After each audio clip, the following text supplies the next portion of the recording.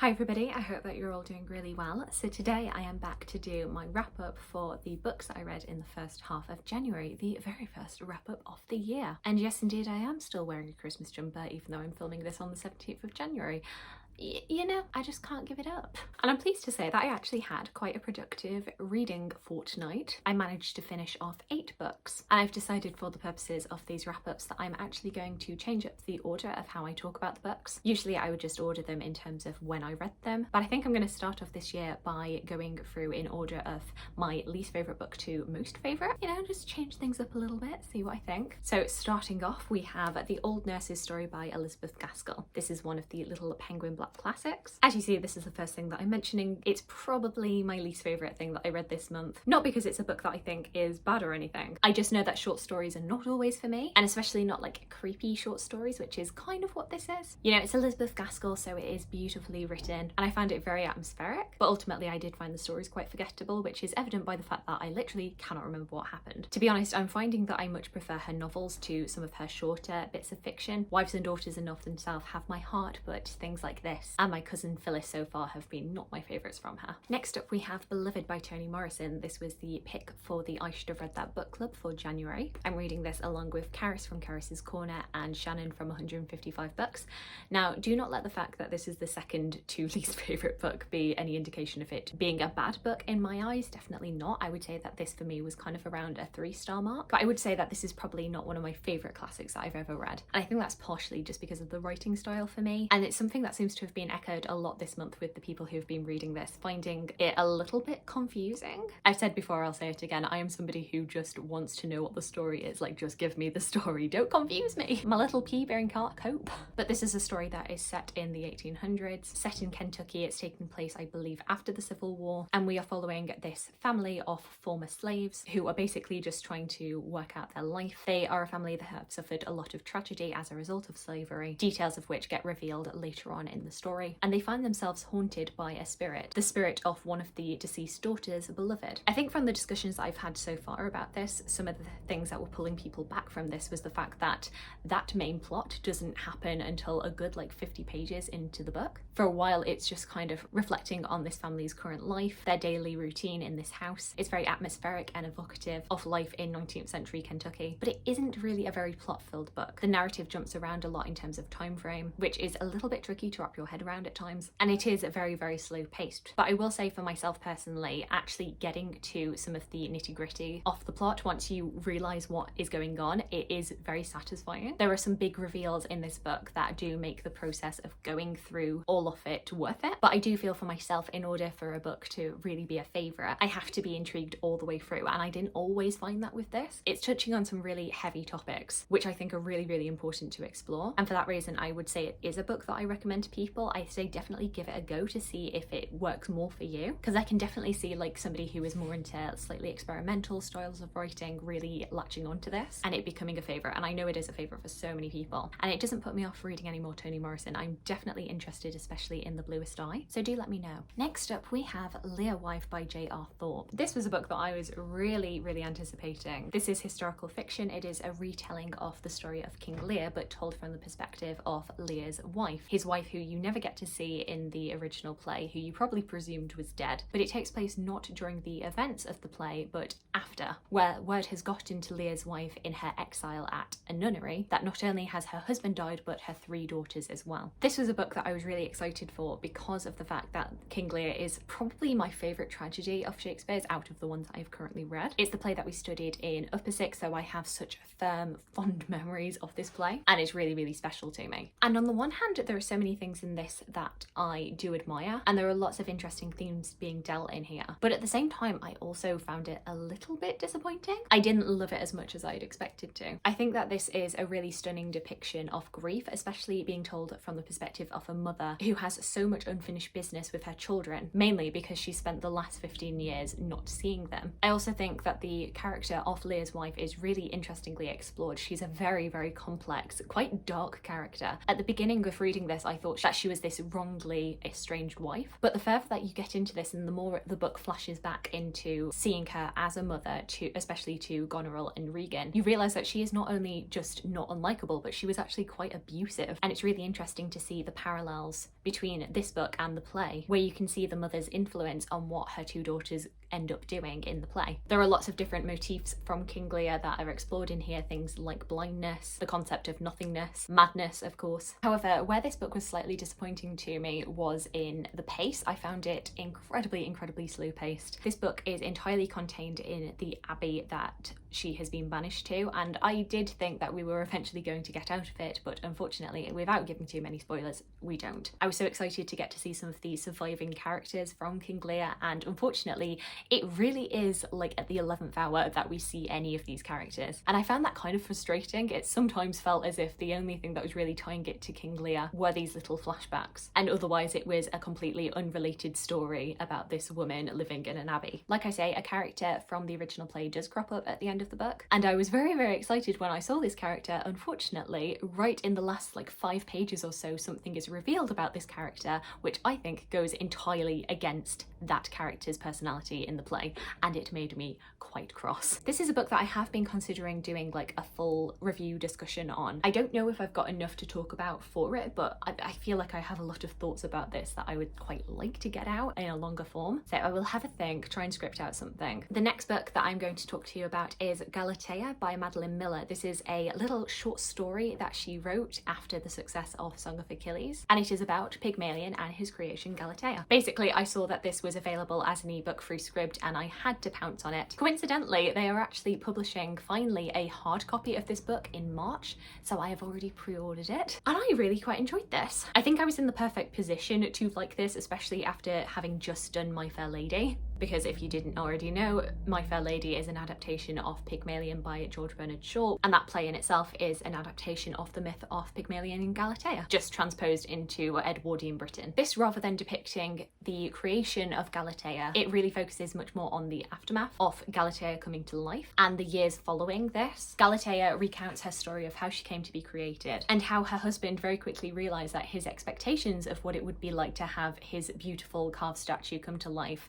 did not mesh up with reality. His expectations of having this beautiful, silent, submissive wife did not come to pass, and how he very quickly started becoming abusive by trying to control her actions, berating her, isolating her, until she is at a point where we meet her in the story where she has been completely trapped in her room and is kept far away even from her daughter. We see Galatea doing whatever she can to appease Pygmalion when he comes to visit her. There are lots of parallels to things like Jane Eyre and The Mad Woman in the Attic, things like Room by Emma Donoghue, as well as things like The Yellow Wallpaper by Charlotte Perkins Gilman. It's a story that is about gaslighting, about fetishization, jealousy, abuse. It's one that, again, I would quite like to reread it, especially closer to the time that it does get published in hard copy, and then maybe do a review of. I don't know, I feel like maybe that might be a bit redundant since it is like a 23-page book, short story I should say, and maybe my review would go on longer than the actual book itself. But I just think it plays around with so many interesting concepts in such a neat little package. But you know, Madeline Miller hitting it out the park again. And yes, I did hear that she was writing the novelisation about Persephone.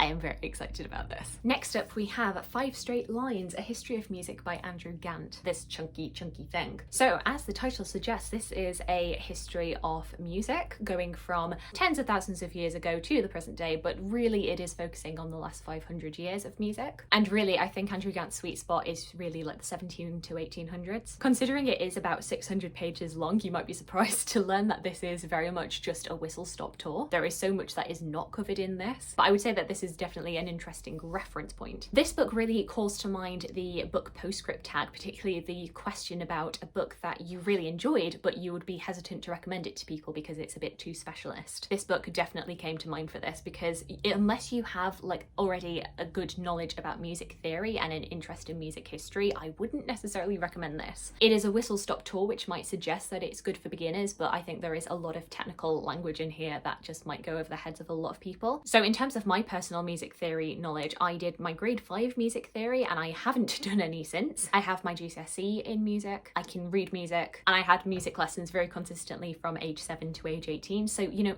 it's things that I knew. And even then there were moments where I was like, oh, I've got to look that up because I can't quite remember what that is. So I'd think if your music theory knowledge was any less than that, then you would really struggle with this. It's not super technical like a monograph would be, but I think it's still technical enough that it would put people off. But if that isn't an issue for you, then I would really recommend this. I had a very good time reading this. I think what is great about Andrew Gant's writing is there is enough humour in there to keep it from being completely dry. You can really tell that he has just this infectious passion for music. Like I say, the sweet spot does seem to be 18th and 19th century, but I don't think that is because he's not interested in other types of music. I think that is just because there is such a proliferation for that kind of music and the evidence that we have for it. What this book I found really interesting for was how much it connected up so many different composers in a way that I just hadn't really considered before. It kind of sounds a bit stupid for me to admit that now, that I didn't realise, oh, this person knew this person who knew this person. Oh my god, everything's connected. Because like, I live in current times. I know that musicians know each other, but for whatever reason I would keep composers very compartmentalised, like they just existed in a vacuum by themselves. So this was really good at opening up my world a little bit. He would have little biography sections for some of the prominent composers that he spoke about, and this has made me really interested in reading more composer biographies. So if you have any recommendations for those, leave them down below. He does go on to say in the conclusion that what he is talking about is just a snapshot of what was going on. He hadn't gone into as much detail as there is to talk about each thing, which I think for me was very evident when we got to the 20th century, and there were moments where I was like, well, what about this person? What about this person? Especially when we got to the musical theatre section. He got to talking about Stephen Sondheim and mentioned like 3 of his musicals, and I was like, but what about Sweeney Todd? And he didn't even mention Les Mis in talking about musical theatre, and I was just aghast. But I think it goes back to something he mentions in his introduction, that it's really hard to synthesize music into just mere sentences. Even a whole 600-page book is not going to do justice to the whole history of music. But I think he did a pretty good job. Next up we have A Million Years in a Day by Greg Jenner, a curious history of daily life. Maybe now that I've read my final book by Greg Jenner, I might actually shut up about his books. Unlikely, but maybe. You'll probably have heard me talk about Greg Jenner's books, Dead Famous and Ask a Historian, but this was actually his first book. And this basically is a dawn to dusk exploration of what it was like to live through the centuries, through millennia, but via the daily routine. Talking about the different ways that we have brushed our teeth, gotten dressed, eaten breakfast, gone to the toilet, all sorts of different things that you kind of take for granted in your daily life and maybe don't always stop to ponder what did people do like 1,000 years ago. And as always, this is really good fun. Greg Jenner's trademark humour really comes through here, and it's another one to add to your list of like funny history books, of accessible history books. I really love that there is such a mix of different time periods in here. I don't have too much more to say about it than that. I just recommend it. It's very good. Next up is Love and Fury by Samantha Silva. This is historical fiction recounting the life of Mary Wollstonecraft. It's split into 2 different timelines, the first being the few days between Mary Wollstonecraft giving birth to Mary Shelley and then subsequently falling ill and dying. But then interspersed we have flashbacks to Mary Wollstonecraft's life, as Wollstonecraft is retelling to her daughter the events of her life and what brought her to this moment. And I really like this. I find Mary Wollstonecraft to be a really fascinating figure, and I'm always surprised when I hear people talking about her as somebody who has not been really explored and people haven't found very interesting until the last like 30 years or so. You know, she was somebody who largely got ignored until recently. She was somebody who was very prominent as a writer in her day and then got kind of shunted to the side. People didn't really talk about her, and now she's having a little bit of a renaissance.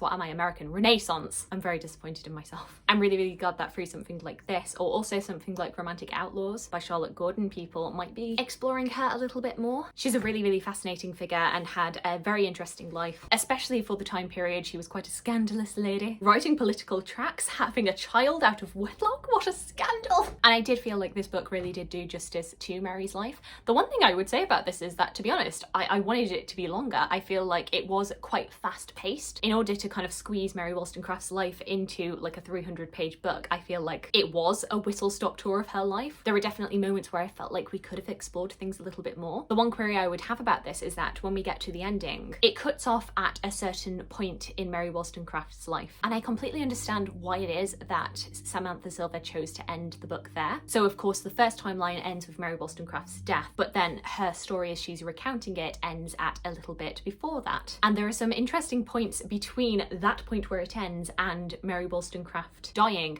that we don't get to see the story of. which I thought was a very interesting choice. And like I say, I understand why she did it, but I was at a point where I just wanted more and more of the story, that I was like, oh, there's like a whole year or so of Mary Wollstonecraft's life that isn't recounted through the story. But I think if your complaint about a book is that you wanted more of it, I genuinely could have read like twice the length on this, then that's a pretty good indicator. And I haven't really heard anybody talking about this, so do let me know if you have picked it up. I just thought it was very beautiful. And then finally, my favourite book that I read this month had to be Kindred by Octavia E. Butler. I don't know why I've put off reading this for so long, because this was fantastic. This was one of those books that within about 10 pages of reading it, I was like, okay, this is 5-star. I love this. So once again, we've got a bit of historical fiction, but historical fiction with a time travel element. So we are once again following two different timelines. The first being in 1976, where we meet our main character of Dana. Dana is a black woman living in America in the 70s, just moving into her new house with her white husband, Kevin, when she suddenly, out of nowhere, starts